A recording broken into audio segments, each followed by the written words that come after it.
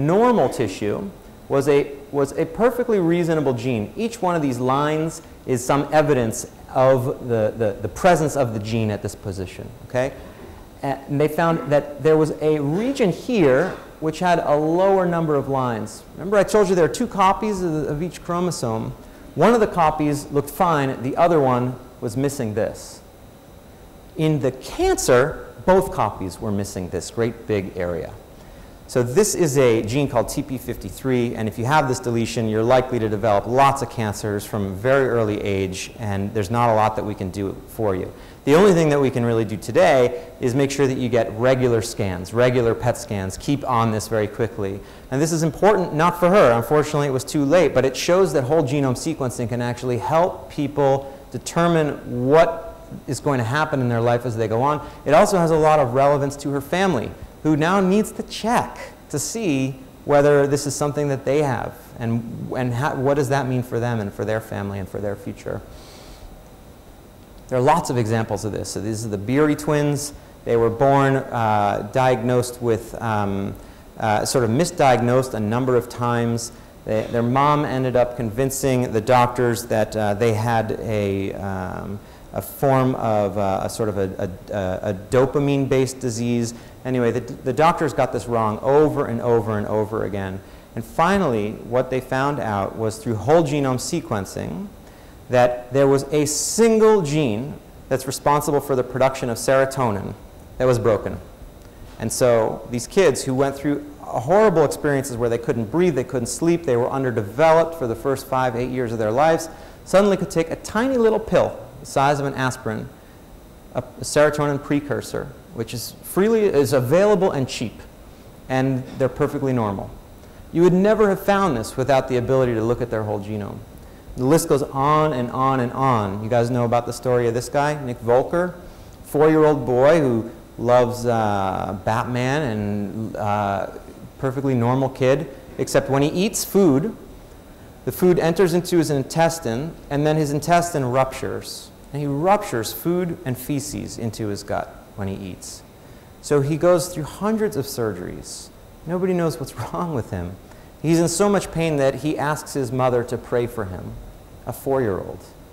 And his doctor has a background in genetics and knows some of the other people in this whole genome sequencing field, the so-called cognoscenti. And they get his genome sequenced. And they find a single mutation in a gene called XIAP. Not getting into the biology, the way to address this single mutation was to give the boy a bone marrow transplant. So they did that, and Nick's eating hamburgers again. He's a perfectly normal kid. Probably wouldn't have seen 8 or 9 years old had that not been found. So clearly there's these cases, and I can go on, of people who were really in trouble until whole genome sequencing came to their rescue in some way, or to the rescue of their family. But each time, each story that I've just given you is sort of an odyssey. It's like $250,000 or $500,000 or maybe even more to go through this year, 2-year, 5-year-long diagnostic odyssey to get to a place where maybe the genome can help you.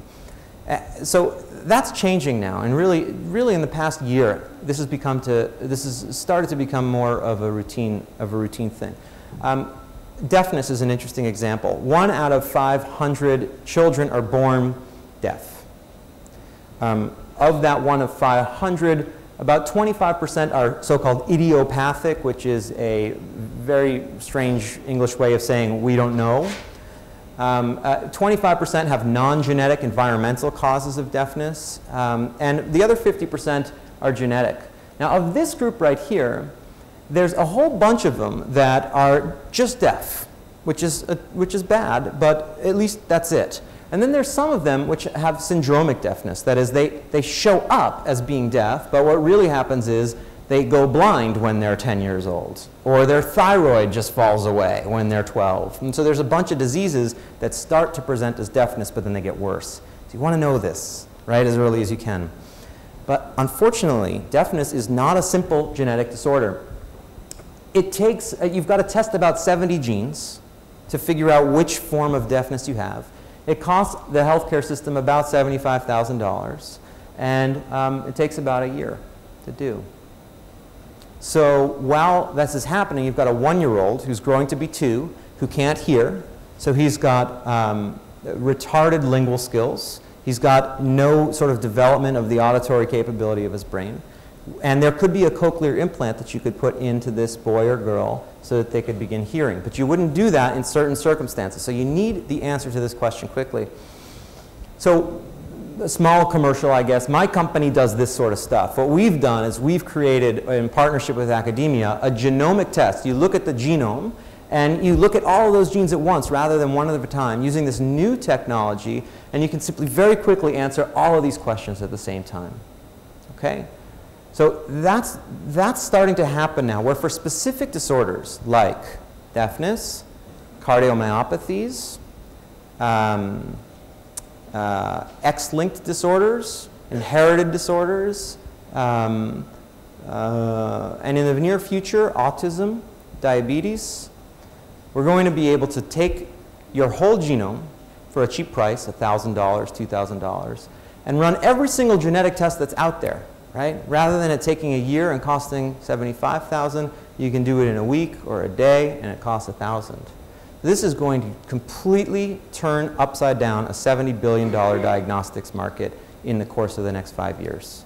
So if you're sort of in the market to find some interesting investments, you should definitely pay attention to what's happening in the diagnostics industry, because the existing incumbent players, they're all about to die.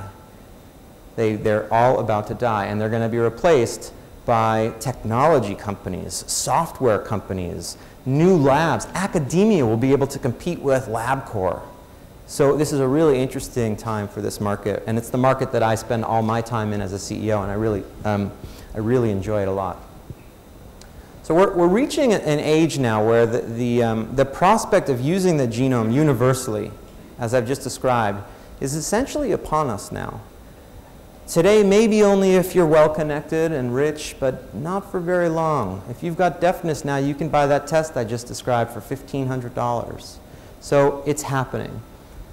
Now let me ask a question to the audience, maybe raise hands if you agree.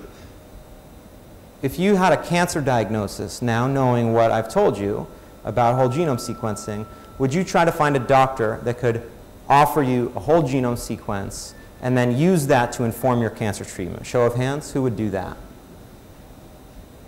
That's great. Which means you'll all live longer, which means there'll be more of us on the planet. This is the UN's estimate of population growth, and this is their medium estimate right here. And that's good, I guess. You know, more people is always a good thing, more bright minds and so on. And here, I'll overlay the worldwide food production capacity on top of that. So there's a problem that you can probably spot here. Now, for that reason, the same technology that I've just described to sequence human genomes is being used today to sequence the genomes of corn, of watermelon, of soybean, of sorghum, so that we can understand which of these plant lines will do better for us. And better is something that's sort of up to us to define. One thing that I can tell you for sure is, in America at least, when I talk about this use of genomics, people get very disappointed that it's being used to help grow food. People worry about genetically modified foods, and I can certainly understand and appreciate that. And I'm not a proponent for it, but I will say in full disclosure that my company sells capabilities to companies that do this kind of thing. What is farming? What is breeding? What we do is we have, let's stick with corn, we have a plant that grows well in the desert. So let's make sure that we keep that plant there. Now, here's another line of corn. It doesn't grow well in the desert. I don't want for these two to breed. I don't want to cross these two because I really want to keep this guy separate. And in fact, if I cross this guy who's very good at growing in drought conditions with another one that's good also at growing in drought conditions, then I would expect that I'd have a whole bunch of progeny plants and they would all be good. And in fact, selection is something that we've been doing for the past, I don't know, 8,000 years when it comes to farming. is we throw out the plants that aren't performing, and we keep the ones that are, and we cross them with other plants that perform. And this is essentially what we're doing in genomics. We're trying to discover biomarkers, and here's the idea. I've got this species A and this species B. They cross, and you would expect that there would be a whole range of these things. Now, if I want to breed, let's say, a tall sunflower, and that's the case in this picture, then I can look at the phenotype, which is what? How tall the flower grows, right? But if I can do this experiment and then sequence all these genomes, and I can find the portions of the genome which are specific in some way to the height of the flower, then I can look at the genome rather than look at the flower. Well, why would you want to look at the genome? The flower's prettier. The flower takes a long time to grow. The genome I can look at immediately. So I can do experiments. I can cross lines. I'm not doing anything fancy. It's what farmers do. It's what breeders do. And I don't have to wait for the seed to grow. I can quickly move on if it turns out not to be a plant that I want to grow. So this is what we do. This happens. Our ability to save lives, and also how it can address significant issues in areas of food production and indeed energy production. But what about society? So I'll take you back to the typewriter. You should know what this is. Most of you have seen something like this. This is a really early form of the typewriter. And like any technology, these things get better over time. And you can imagine that they continue to get better. There was all sorts of disruptive innovation until one of these guys came out. This is a word processor. Some of you may recognize this from the 80s, a precursor to the personal computer. And this word processor had the novel idea that you could type and then press a button and it would save your work.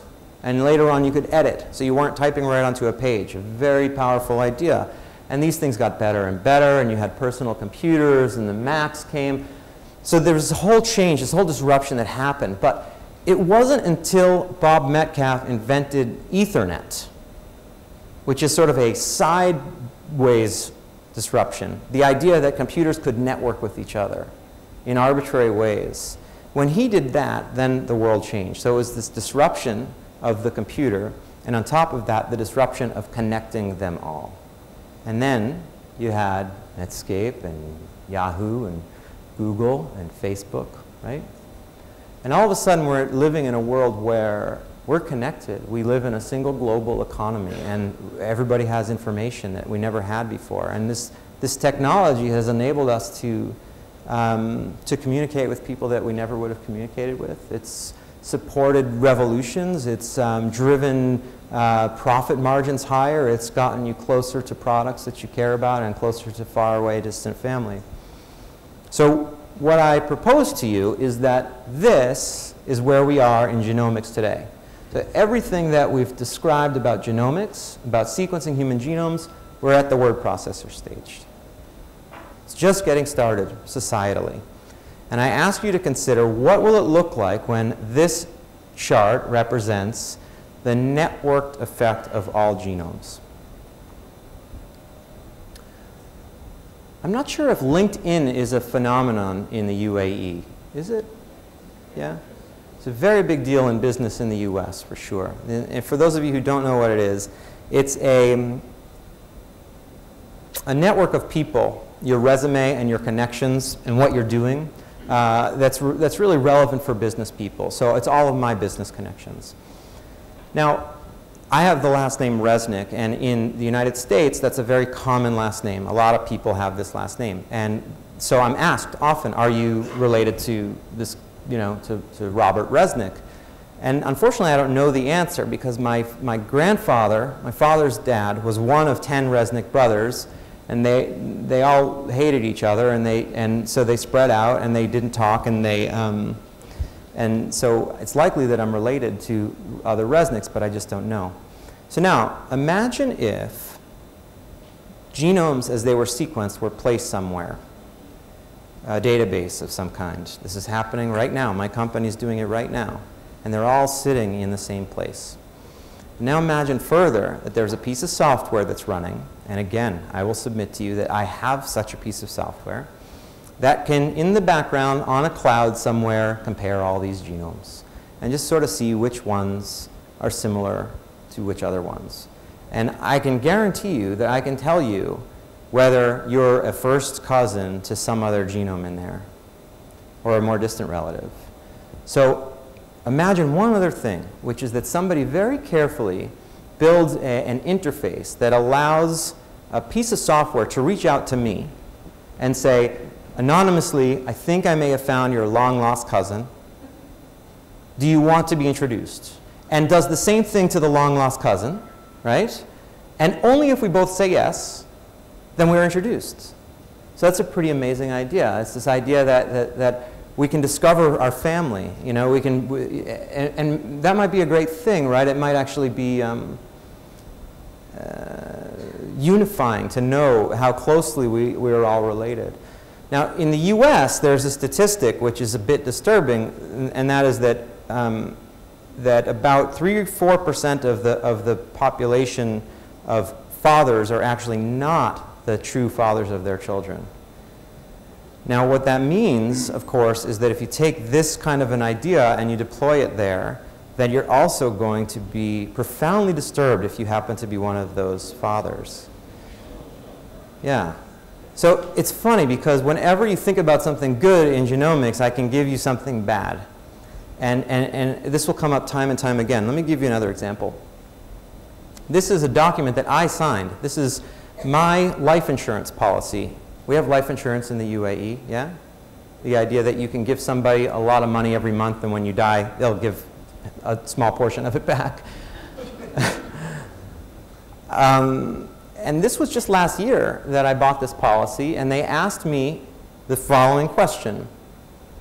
To the best of my knowledge, have you had a genetic test, not had a genetic test, or you've had one and you don't want to tell us what the results were? Right? And so I was lucky to be able to say, to the best of my knowledge, I haven't had a genetic test. But the idea of insurance discrimination is absolutely real. Now, in the US, we have a law called GINA, which stands for the Genetic Information Non-Discrimination Act. The only thing that it covers is you can't be discriminated against for health care if you've got a genetic predisposition for something.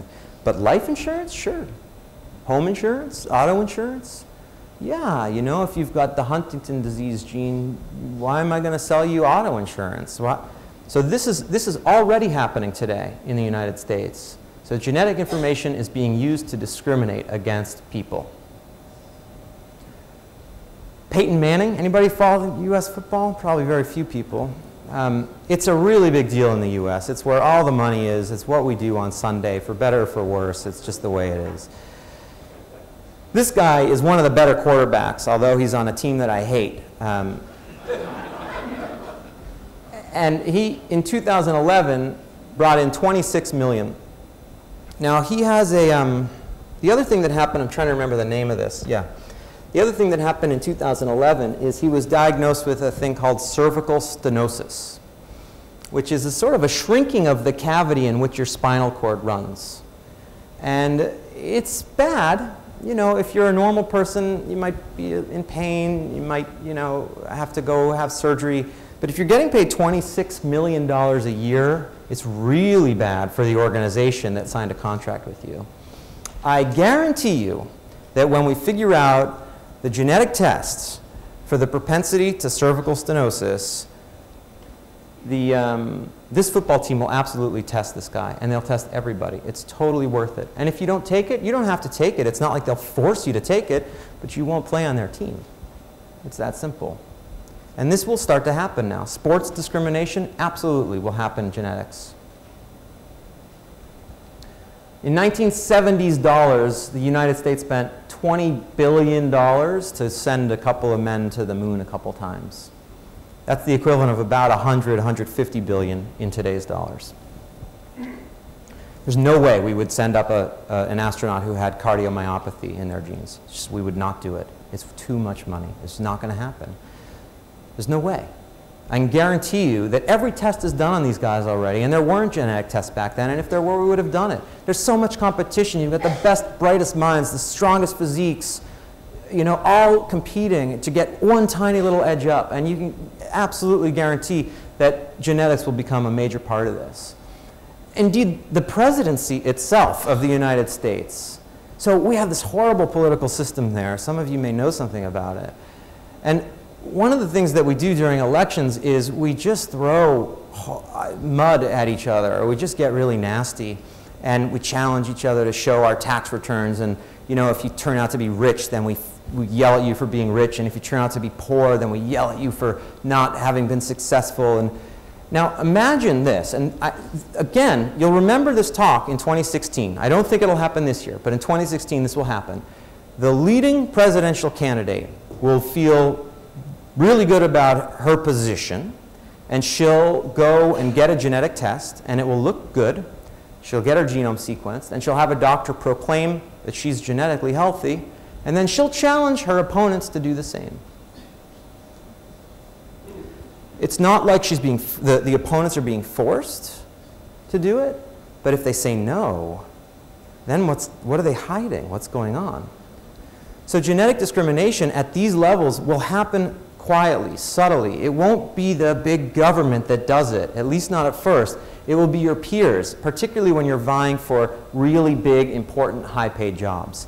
But now let me ask you about the boardroom. Do you have the ability to keep a job? Do you really want to have genetic problems at the head of Shell Oil? And what does it mean for you? Is it confined only to the jobs that pay a lot? I've got 3 examples here. I haven't memorized very well, of genetic discrimination that's really happened in the past few years. One is the example of a US social worker. So her mother died of a disease called Huntington's disease. And it's one of these diseases which is really nasty because it's an autosomal dominant disease. All that means is that you only need one copy of the gene for it to happen to you. You don't need both copies. So if your mom has it and your dad doesn't, you're going to get it. So it's 50% chance that this woman whose mom was just diagnosed and died from Huntington's disease is going to get Huntington's. And she was fired. She was fired that week. This is a case that's still going to trial. There's a 7-year-old boy who had a genetic test that shows he has a likelihood to develop a heart condition later in life, cardiomyopathy later in life. Might not live to be, he might get hit by a bus when he's 25, or he may never develop it, but he's got a genetic predisposition for it. So his health insurance company denies him coverage. Now this company has been sued and they're in a lot of trouble, but this happened. Denied him coverage, saying that he had a pre-existing condition. And the pre-existing condition was his genetic makeup. Now in the US, there's a big fight about health care, and pre-existing conditions are this thing where, you know, if you show up to buy health insurance and they look at you and they say, well, you already have cancer, we'll cover you, but not for the cancer, because you already had that. You know, and now they're saying the same thing with genes. Yeah, so that's very dangerous. The third is a story of the Burlington North Santa Fe Railroad Company, and they actually settled a lawsuit where they were alleged, they didn't actually go to trial, so it's not proof, but they were alleged to have been doing genetic tests on their employees to test for alcoholism. So they settled, and there was some pretty significant evidence that that's happening. So now, you don't have to be the president, you don't have to be an astronaut, and you don't have to be a football player. There's people out there that are happy to look at your genetics and make their own determinations about what it is that they want to do with you. And that sort of leads me to this picture again. So suddenly we can look at all of these chromosomes and we can see into some vague idea of what your future may or may not be. It's just like any other technology. If you look at the internet, if you look at nuclear energy, if you look at oil and gas, if you look at anything, it's not so much the technology that's bad or good. It's what we as people do with that technology. And this is exactly the same situation here. And that's why I urge you all to wake up to this, because it's happening. This is happening around you right now. And the only way that we can make sure that this technology is used for only the good and not the bad is if it's influenced by all the bright minds in this room and across the planet. So I hope you take the call to wake up to the genomic revolution, and I thank you very much for your time. Happy to take questions.